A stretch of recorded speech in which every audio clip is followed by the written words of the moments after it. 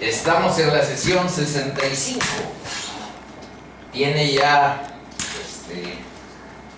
8 sesiones que iniciamos el libro de Romanos, con la de hoy, por supuesto.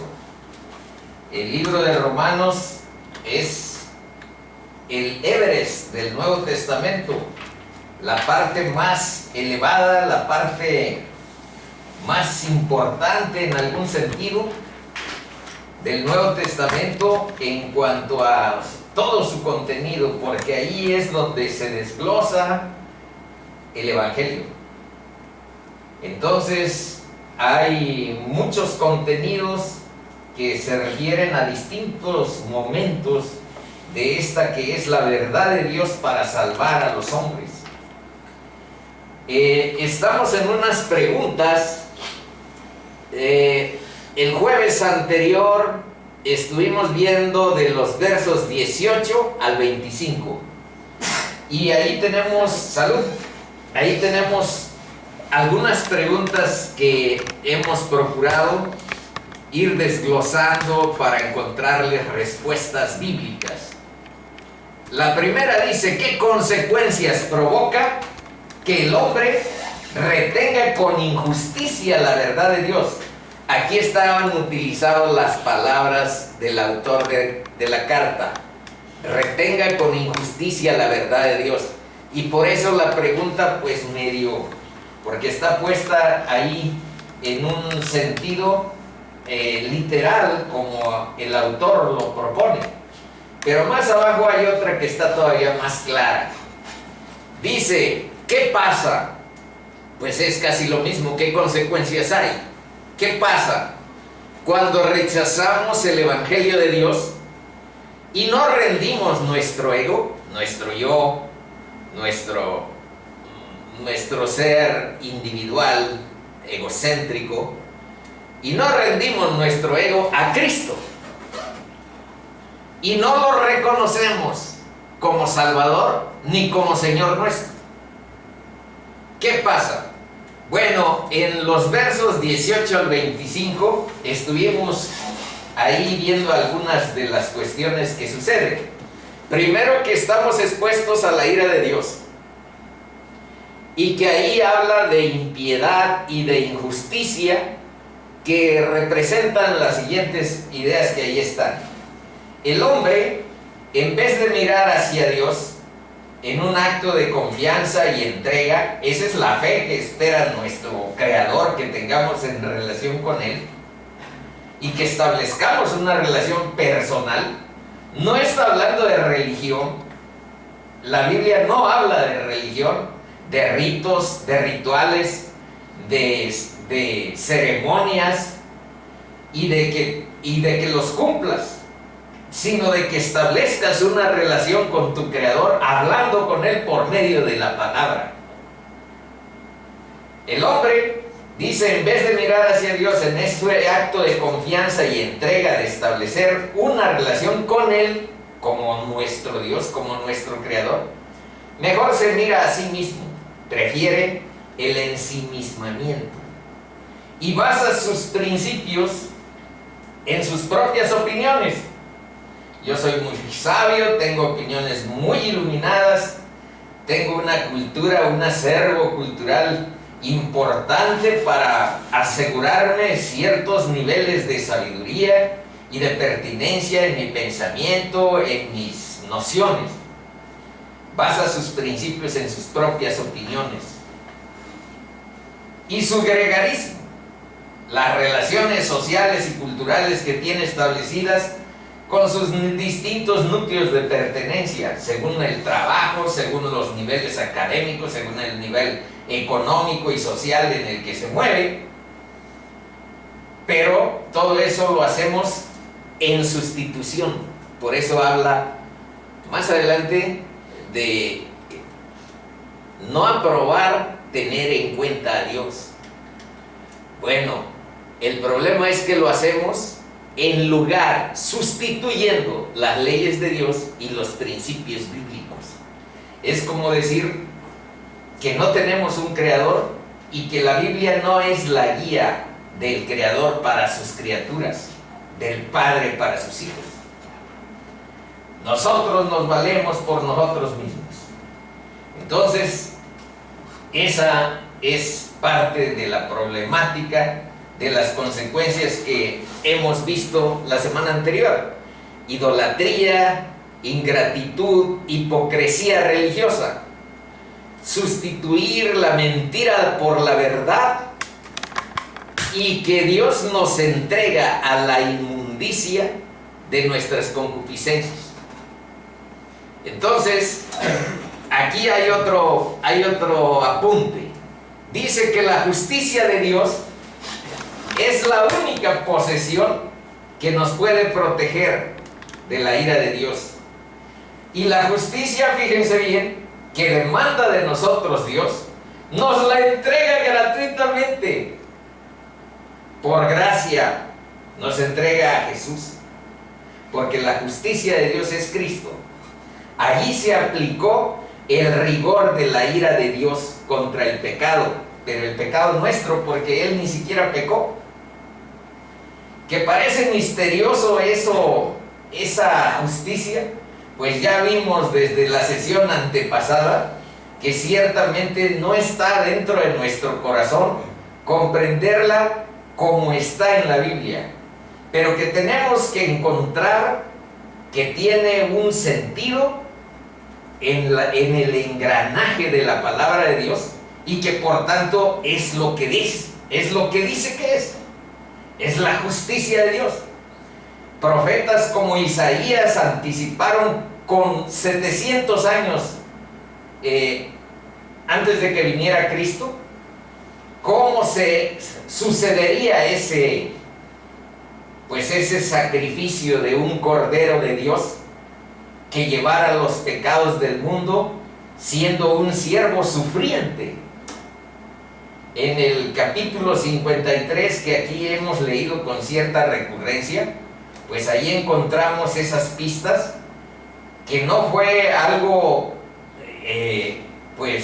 imprevisto, que no fue una ocurrencia, que no fue algo, sino que fue engranándose poco a poco en los profetas, anticipando cómo sucedería la justicia de Dios y cómo seríamos salvos de la ira de Dios, de nuestros pecados, por medio de la fe en Cristo. Ya saben que aquí hemos sintetizado toda la obra de nuestras sesiones en estos dos puntos: arrepentimiento para con Dios, fe en el Señor Jesucristo. Ese ha sido nuestro tema fundamental, porque es el Evangelio sintéticamente dicho, y lo demás por supuesto que importa, porque profundiza y conforma elementos explicativos que van dándole una mayor comprensión, explicación y forma. Bueno, la justicia que demanda de nosotros, entonces estamos en este punto. La justicia que demanda Dios de nosotros nos la entrega a Él gratuitamente, si confiamos en Él. Y, hermanitos, todos necesitamos estar protegidos de la ira de Dios. Nos metimos en este tema en la sesión anterior, aunque siempre produce cierto escalofrío estar hablando de la ira de Dios. Quien conoce el poder de Dios sabe que no es retórica. Y les digo, yo he sentido el poder de Dios en mi vida, y sé por eso que no es un embuste creado para alguna finalidad. Y aquí nosotros mismos hemos procurado aclarar con suficiente aplomo que no tenemos otros fines más que conducirlos hacia la verdad de Dios y hacia los pies de la cruz. Y que ustedes, por su cuenta, hoy vamos a ver otra vez la formulita, porque claro que Dios está a la vuelta de una oración. Ese poder de Dios del que les hablamos está a la disposición de quienes lo buscan de todo corazón. Y en el último punto, dice, ¿por qué necesitamos estar protegidos de la ira de Dios? Porque por naturaleza somos injustos. ¿Y en qué consiste esa injusticia? En que no lo queremos en nuestra vida como Señor. Queremos a Dios de nombre y como asistente. En vez de decirle, hágase Señor tu voluntad, pues le decimos desde nuestro corazón, Señor, hágase mi voluntad y tú sé mi asistente, sé tú mi ayuda. En eso consiste mi creencia en Dios, en que tú serás mi asistente, no mi Señor, no mi Dios. Porque Señor significa que es el que guía, que es el que ordena, que es el que tiene el reino de tu vida. Entonces nuestro corazón, nuestra carne, no señala aceptación de Dios solo como asistente y solo como un Dios que nosotros mismos creamos, no el Dios que la Biblia delinea, expresa y define un conjunto de atributos, un conjunto de nociones acerca de su naturaleza santa, su naturaleza sagrada, su naturaleza bondadosa y su naturaleza de amor. Si había que definir con toda claridad lo que es Dios, pues yo diría eso: Dios es amor, nos salva a pesar de todas nuestras negruras. Bueno, estos son los versos que vamos a estudiar en esta ocasión. No son muchos,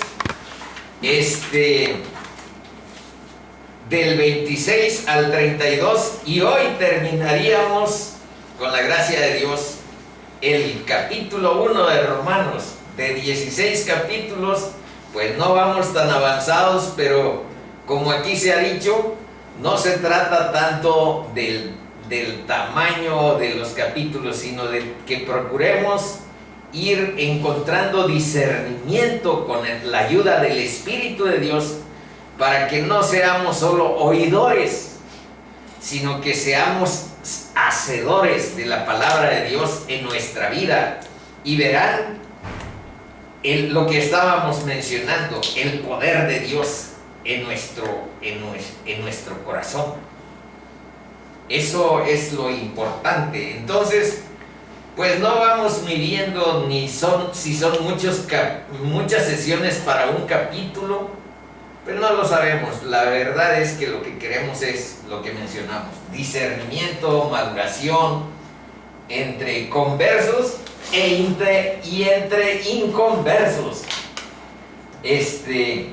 Vamos a leer los versículos de este día. Por esto, fallé. Por esto, Dios los entregó a pasiones vergonzosas. Acuérdense de las preguntas, todavía tienen eco para esta sesión. ¿Qué pasa cuando rechazamos el Evangelio? ¿Qué consecuencias provoca que el hombre retenga con injusticia la verdad de Dios? Aquí todavía en estos versos van las resonancias, los ecos de esas preguntas, porque aquí vean lo que nos dice: nos está hablando de homosexualidad, primero de lesbianismo y después de homosexualidad masculina en el 27. Pues con todo y lo espinoso del tema, vamos a leer. Por esto Dios los entregó a pasiones vergonzosas. Rechazaron el Evangelio, rechazaron a Dios, llenaron su vida de otras cosas. Pues aún sus mujeres cambiaron el uso natural por el que es contra naturaleza. Y de igual modo, también los hombres, dejando el uso natural de la mujer, se encendieron en su lascivia unos con otros, cometiendo hechos vergonzosos, hombres con hombres, y recibiendo en sí mismos la retribución debida a su extravío. 28. Y como ellos no aprobaron tener en cuenta a Dios, Dios los entregó a una mente reprobada para hacer cosas que no convienen, estando atestados de toda injusticia, fornicación, perversidad, avaricia, maldad, llenos de envidia, homicidios, contiendas, engaños y malignidades, murmuradores, detractores, aborrecedores de Dios, injuriosos, soberbios, altivos, inventores de males, desobedientes a los padres, necios, desleales, sin afecto natural, implacables, sin misericordia, quienes, habiendo entendido el juicio de Dios, que los que practican tales cosas son dignos de muerte, no solo las hacen, sino que también se complacen con los que las practican. Bueno, ¿qué temas se desglosan de estos versos? El primero es la homosexualidad, que no lo vamos a ver a profundidad, pero vamos a ver solo una diapositiva donde está sintetizado un solo versículo donde dice lo que Dios piensa, lo que Dios dice, lo que Dios nos guía respecto a ese problema. Por supuesto que es un problema inaceptable para Dios, pero como todos los pecados, pues todos los pecados son perdonables. Aquí hemos dicho que si una persona de desviaciones sexuales se presenta aquí para convivir con nosotros y quiere oír la palabra de Dios, nosotros lo aceptaremos amorosamente. Y por supuesto, le diremos lo que dice la palabra.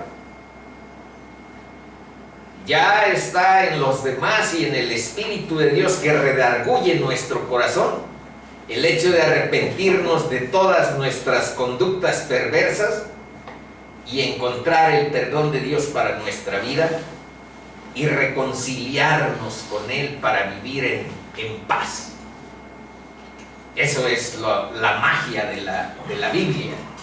No es para condenar, no es para estigmatizar, es para situar las problemáticas de cada quien y buscar en la palabra y en el Espíritu Divino el acercamiento a Jesús, la salvación, el perdón de pecados, la justificación de nuestra vida. Así es, entonces vamos a ver este tema más o menos en una diapositiva. El punto 2. Dios los entregó a pasiones vergonzosas, a una mente reprobada, a la inmundicia de sus deseos. Vamos a analizar un poco qué significa eso, de Dios los entregó. Y lo que por ahí en un comentario salió, vacíos de Dios, nos llenamos, estamos repletos de cierta perversidad, deslealtad, complacencia. Bueno, entonces, sobre esos temas, vamos viendo qué dice la lingüística sobre cada uno de estos términos.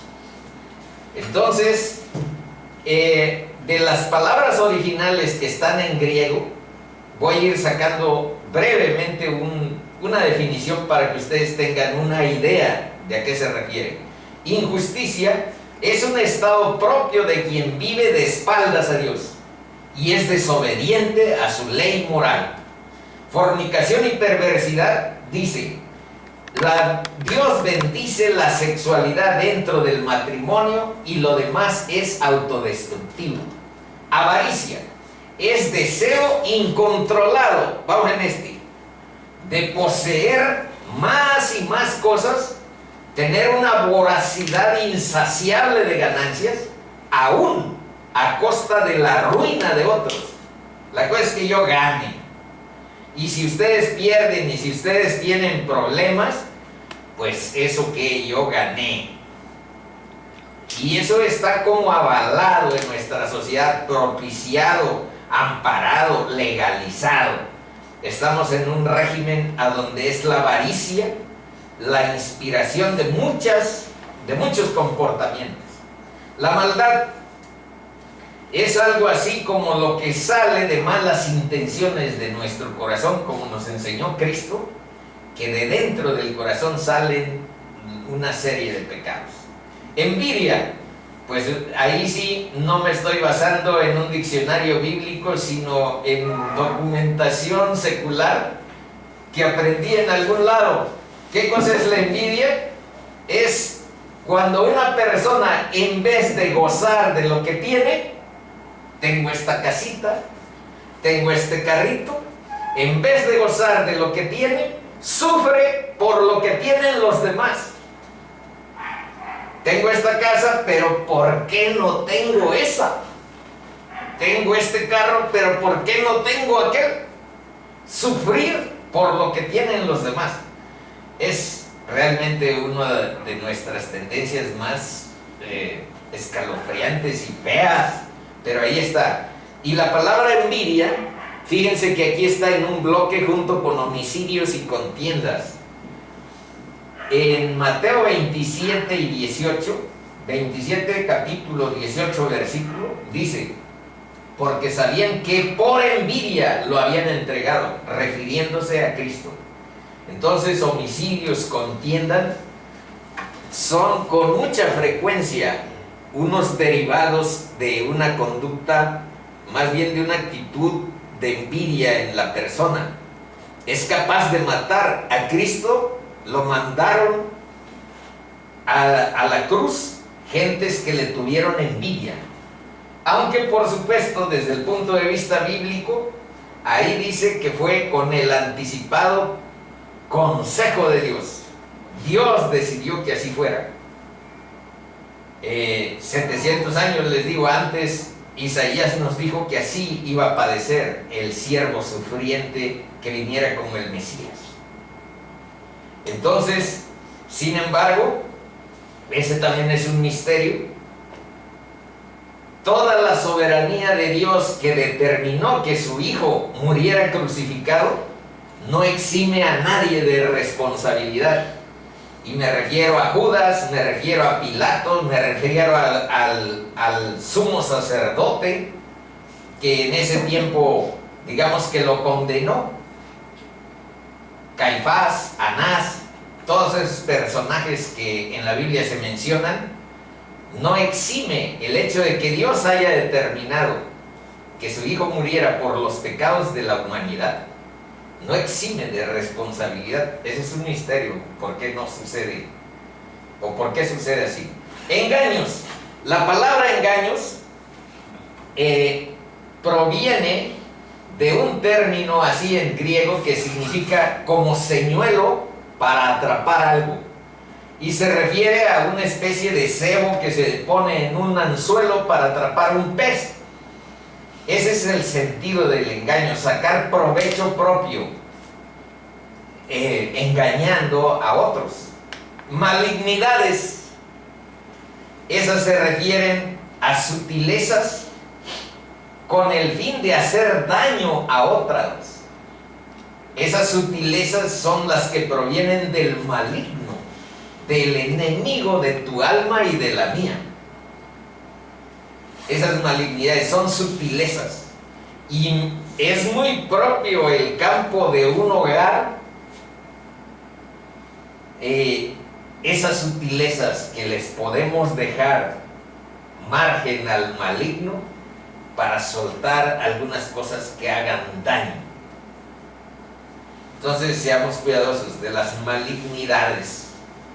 Luego, murmuradores y detractores. Hablar por detrás se refiere a murmuradores, y detractores, hablar con propósito de desprestigiar a alguien. Aborrecedores a Dios, ¿a dónde está? Aborrecedores de Dios, injuriosos, soberbios, altivos. Hay un bloque. Literalmente se refiere a personas que odian a Dios, quieren estar por encima de Él y de todo.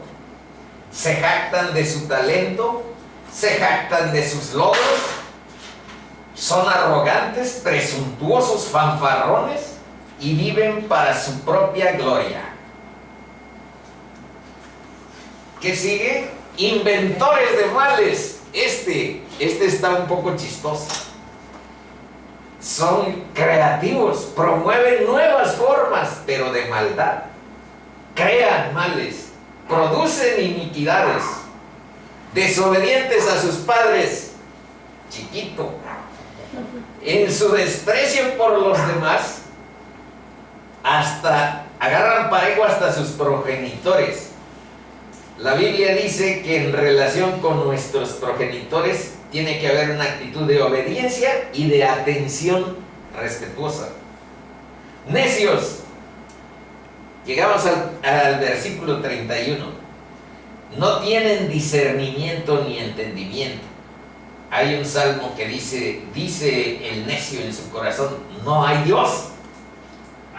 ¿Y desleales a qué se refiere? Desleales se refiere a personas que faltan a sus promesas y que son infieles a sus compromisos. Sin afecto natural, incapaces de amar, pues solo se aman a sí mismos. Y hay un término, hay unas palabras que definen qué significa literalmente del griego. Esto es sin afecto natural. Es lo contrario a acariciar con afecto. El afecto natural sería acariciar con afecto. Y sin es lo contrario. Bueno, por último, está implacables y sin misericordia. Pues implacables son personas que no tienen piedad, que son despiadados e incapaces de sentir compasión por otros, sin misericordia. Bueno, ¿por qué una sociedad se degenera en males desenfrenados y depravados y destructivos? ¿Qué consecuencias provoca el alejamiento? ¿Por qué el ser humano rechaza el camino, la verdad y la vida que es Jesucristo? Vamos a ir viendo aquí. ¿Y cuál es la solución? Porque aquí vean que dejé de destacar una pregunta que es crucial. ¿Cuál es la solución a esta clase de cosas? Porque hagan de cuenta que tenemos un retrato de la sociedad moderna donde estamos viviendo. Hay mucha altivez, hay mucho engaño, contiendas, homicidios, la violencia es pavorosa, las formas de explotación que hay entre unos por otros, los ricos con los pobres, es algo pavoroso. Pero vamos a ir desglosando cuál es la solución bíblica a esta clase de cosas. Bueno, primero estos versos. Porque dos males ha hecho mi pueblo. Me dejaron a mí fuente de agua viva y cavaron para sí cisternas rotas que no retienen agua. Y esta es la condenación, que la luz vino, Jesús vino al mundo, y los hombres amaron más las tinieblas que la luz, porque sus obras eran malas. Y aquí está la solución bíblica. Primero, confrontación del pecador con la verdad. Pero aquí hay una respuesta a la pregunta de por qué la sociedad o por qué el ser humano rechaza el camino, la verdad y la vida. ¿Por qué? Hay una respuesta. A nadie le gusta oír que es pecador. A nadie le gusta oír que está bajo juicio de Dios. A nadie le gusta oír que están perdidos si no tienen a Cristo como guía en su corazón. Pero si no partimos de esta confrontación del pecador con la verdad bíblica, no la verdad de un hombre, aclaro, ni siquiera las apreciaciones personales de lo que dice la palabra, es la confrontación del pecador con la verdad. ¿Y a dónde está un verso que puede ilustrarnos que esta solución bíblica no es, digamos, que un invento personal? El verso en el libro de Hechos, en el capítulo 2, está el primer sermón evangelístico que Pedro pues manifestó, desarrolló con muchos miles de judíos que estaban en la fiesta de Pentecostés, el día que el Espíritu Santo vino a la tierra para llevarnos delante de la cruz de Cristo, para enseñarnos el camino, la verdad y la vida. Y vean lo que les dijo Pedro en una reunión masiva, siendo que este Pedro, con todos los discípulos, con todos los apóstoles, pues se andaban escondiendo, tenían miedo, y de pronto, cuando el Espíritu de Dios se presentó, digamos que con ellos, agarraron de nuevo coraje y capacidad retórica para explicar todas estas cosas. En el versículo 22 les dice: varones israelitas. En el 23 les dice: empieza el evangelio hablando de la vida, de la muerte y de la resurrección de Cristo, de su exaltación y hasta su llegada a la derecha del Padre. A Jesucristo, entregado por el determinado consejo y anticipado conocimiento de Dios, prendisteis y matasteis por manos de inicuos, crucificándole. En otras palabras, todavía estos ecos tienen resonancia en nuestro oído para decirnos: todos los pecadores somos en algún sentido culpables de la crucifixión, porque esta crucifixión no fue por los pecados de nuestro Salvador, fue por nuestros pecados. Esa es la confrontación por la que la sociedad rechaza, se aleja, abandona a Dios. Y otra, esa confrontación en ocasiones tiene que llegar a cierta humillación del pecador por su condición, porque no tenemos una solución propia. Tenemos que abrazarnos a la gracia de Dios.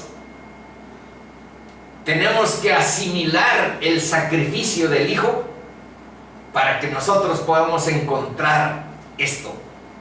Produce salvación y equipamiento para esta vida. Ahorita pónganse atentos para entender qué significa eso de que se produce después de esta confrontación, de este sentido de humillación del pecador. Se produce salvación, perdón de pecados, y Dios nos equipa con su Espíritu. ¿En dónde dice? Pues justamente en lo que estamos utilizando de Hechos 2. Este es el versículo 23, y de ahí me fui hasta el 37, y este es el 38. Por lo extenso y porque ya leímos el libro de Hechos y ya hicimos cierta mención de este discurso que se echó Pedro, digamos que impresionantemente, porque andaba ahí congelado de miedo y de pronto aparece con estas dotes. Bueno, primero veamos el sentido de humillación que aquí Pedro, en esta prédica evangelística, digamos que hace. Dice: al oír esto, se refiere a los varones judíos que estaban en Pentecostés en Jerusalén. Al oír esto, se compungieron de corazón. ¿Y saben lo que quiere decir compungieron? Quiere decir que sintieron que se atravesaba algo en su corazón. Y dijeron a Pedro y a los otros apóstoles: hermanos, varones hermanos, ¿qué haremos? Ese sentido de no encontrar, ¿qué haremos? ¿A dónde está la esperanza? ¿A dónde está la salida? ¿A dónde está la solución? Bueno, aquí en el 38 está sintetizada. Dice: arrepentidos y den testimonio público de su Salvador Cristo Jesús. Eso significa arrepentidos y bautícese cada uno de vosotros en el nombre de Jesucristo para salvación. Pero aquí dice para perdón de pecados. Perdón de pecados, justificación y salvación es equivalente bíblicamente. Esta es la salvación que Cristo ofrece, el perdón de los pecados. Pero si tú no has encontrado la guía divina que te dé convicción de pecado, de justicia y de juicio, pues demeritarás. Verás como que no es tan importante. Perdón de pecados, pues un cura por ahí me puede echar una mano y decir: ya me los perdonó. Bueno, pero esa es la salvación que Cristo ofrece, el perdón de pecados. Y dice: y recibiréis el don del Espíritu Santo. Por eso aquí le dice: produce, después de este trago un tanto amargo, produce lo más valioso, el bien supremo de la vida. No hay nada más importante que eso. Es más importante que tu fama y que tu cuenta bancaria, que Dios haya perdonado tus pecados y que Dios haya puesto su espíritu en tu vida para guiarlo, para bendecirlo, para bendecir tu vida. Y aquí está el punto que pues nada más verbalizamos. Dios es soberano, pero no te exime a ti de responsabilidad. Este es el gran misterio. Y aquí vienen algunas ideas. La vida no es el aquí y el ahora. Tarde o temprano iremos a dar cuentas de nuestra vida delante de nuestro Creador. No depende de nuestros éxitos económicos, de nuestros grados académicos, depende de nuestra relación con nuestro Creador, mediada por el perdón que Jesús nos hace posible por medio de su sacrificio. Y les puse aquí en la página 6, vamos a ver lo más rápido posible, unas porciones bíblicas que hablan sobre ese sentido de humillación, ese sentido de humildad, para que las repasemos y les encontremos aún más sentido. Yo, después de que estuve analizando este esquema, encontré mucho más sentido a esto. Vean, si no. Igualmente, jóvenes, estad sujetos a los ancianos y todos sumisos unos a otros, revestidos de humildad. Eso, digamos, que se refiere a esto, miren, a estar confrontados delante de la verdad con humildad. Pero aquí sigue ahondando más. Dice: revestidos de humildad, porque Dios resiste a los soberbios y da gracia a los humildes. Y ahora viene el siguiente paso: humillaos pues bajo la poderosa mano de Dios. Y vean si no se parece a este esquema. Humillaos pues bajo la poderosa mano de Dios, para que para que Él os exalte cuando fuere tiempo, echando toda vuestra ansiedad sobre Él, porque Él tiene cuidado de vosotros. Ese es 1 de Pedro 5, versículos 5 y 7. Pero Santiago nos dice una idea muy paralela y similar. Dice: humillaos delante del Señor y Él os exaltará. Y un verso que proviene de Isaías 57:15, que aquí hemos utilizado con anterioridad por lo hermoso, pero aquí está hilado con la idea que estamos tratando de que ustedes se apropien de ella. Isaías 57:15 dice: porque así dijo el alto, sublime, el que habita la eternidad y cuyo nombre es santo, el santo. Yo habito en la altura y la santidad. Pues sí, pero así estás muy lejos.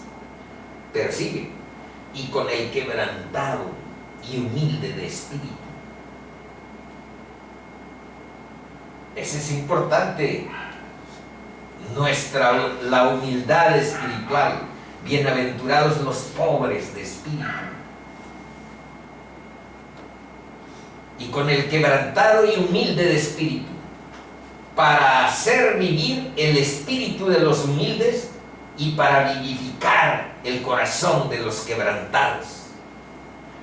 Y otro del Viejo Testamento dice: oh hombre, Él te ha declarado lo que es bueno. ¿Quién es Él? Pues Dios. ¿Y qué pide Jehová de ti? ¿Qué cosa? Fíjense: solamente hacer justicia y amar misericordia y humillarte ante tu Dios. Una y otra vez, aunque les parezca un tanto ofensivo para mi orgullo, para mi ser autosuficiente, estas palabras me parecen con resonancias ofensivas. Cálmate. Vean que es una forma que Dios dispuso. Si a mí me hubieran pedido mi opinión para que yo determinara los criterios de salvación, pues le diría a Dios que le bajara un poco a ese sentido. Pero no son los saberes humanos los que conducen la palabra de Dios. Y por ahí dice que lo más alejado de la sabiduría de Dios es mucho más de lo que el hombre puede calibrar. Y así es. Nosotros no hemos creado nada. Él creó todas esas cosas: los mangos, las plantas, esta pata de elefante, y a nosotros como una creación maravillosa. Él nos creó. Y las nebulosas y las galaxias. Entonces es un ser impresionante. Bueno, y esta ya no la voy a leer así como está, porque ya la he utilizado, ya la hemos utilizado con anterioridad, pero les voy a leer los últimos versos y recordarles de qué trata. En Lucas 18, del 9 al 14, está la parábola del fariseo y el publicano. El fariseo es un religioso y el publicano pues es un ser despreciado socialmente, porque se consideraban los administradores, digamos que de la hacienda pública. Se consideraban que eran ladrones, enemigos del pueblo de Israel, y todo mundo los trataba mal. Bueno, pues un fariseo está allá orando ante Dios y dice: gracias te doy, Señor, porque yo no soy como como los otros hombres, ladrones, injustos, adúlteros, ni aún como este publicano que está a mi derecha. Ayuno 2 veces a la semana, doy diezmos de todo lo que gano. Eso era el fariseo, un religioso. Y el publicano, estando lejos, dice, no quería ni aún alzar los ojos al cielo, sino que se golpeaba el pecho diciendo, Dios, sé propicio a mí, pecador. Y ahora vean lo que nos enseñó Cristo sobre esta parábola. Os digo que el publicano, os digo que descendió a su casa justificado antes que el otro. ¿Pero por qué? Vean lo que nos enseñó Jesús. Porque cualquiera que se enaltece será humillado, y el que se humilla será enaltecido. Bueno, seguimos. Dice, la decadencia moral es tanta en esta sociedad que se carece de categorías y marcos para diagnosticar el problema de la perversidad y de la decadencia moral. Nosotros vivimos en un país a donde ha habido más muertes que en guerras célebres y famosas que ha habido en otros. La contabilidad que viene del régimen de ¿cómo se llama ese panista? Felipe Calderón para acá, se cuentan cientos de miles de muertos, como si fuera una guerra civil. Es escalofriante. Pero en esta sociedad se carece de las categorías y marcos para diagnosticar el problema de la perversidad, de la avaricia, de la maldad del ser humano. Y fuera de la palabra de Dios no hay marcos que valgan. Hay una incapacidad para hacer juicios sensatos y de ver lo que está ocurriendo. La mente se vuelve defectuosa. Eso es lo que dice aquí los versos que estamos diciendo, que estamos leyendo. Esto hace que la porción de hoy, estos versículos que estamos leyendo, sea algo relevante y necesario para nuestros días. Necesitamos una palabra de Dios, porque nos hemos vuelto extraños a su realidad. En los versículos anteriores se nos ha explicado la razón por la que el evangelio del regalo de la justicia de Dios es tan desesperadamente necesario. Porque ahí dice en los versos que leímos con anterioridad que el evangelio es poder de Dios para salvación para todo aquel que cree, al judío y al griego. En él, en Dios, se nos da lo que necesitamos y que nunca podríamos producir por nosotros mismos. Ese sentido de justicia, solo Dios y la gracia que ha tenido con nosotros lo resuelve. Y aquí está la diapositiva sobre el problema de la homosexualidad. Primero, no aprobar tener en cuenta a Dios. Ese punto, no aprobar tener en cuenta a Dios, es la raíz de todos los problemas que aquí estamos analizando. ¿Qué quiere decir? Que nosotros tenemos libertad de tener en cuenta a Dios o no tener en cuenta a Dios en nuestra vida. Vivir con un sentido de autodeterminación y reconocimiento para mí. Buscar el reconocimiento para mí, no para la gloria de Dios. Y autodeterminarnos es pensar que no necesitamos una guía moral de nadie. Es pensar que no necesitamos salvarnos del pecado. Es pensar que no necesitamos a Dios. Esa autodeterminación, autosuficiencia, esa búsqueda de la gloria para ti misma es la raíz, lo fundamental, la esencia de la condición humana que provoca estos efectos. Y aquí uno de los efectos es la homosexualidad. En la Biblia podemos encontrar, y aquí solamente está un verso, podemos encontrar que el hombre y la mujer que se alejen de la forma natural establecida por Dios para sus relaciones sexuales, se degrada. El humanismo dice que no. Los psicólogos dicen que no.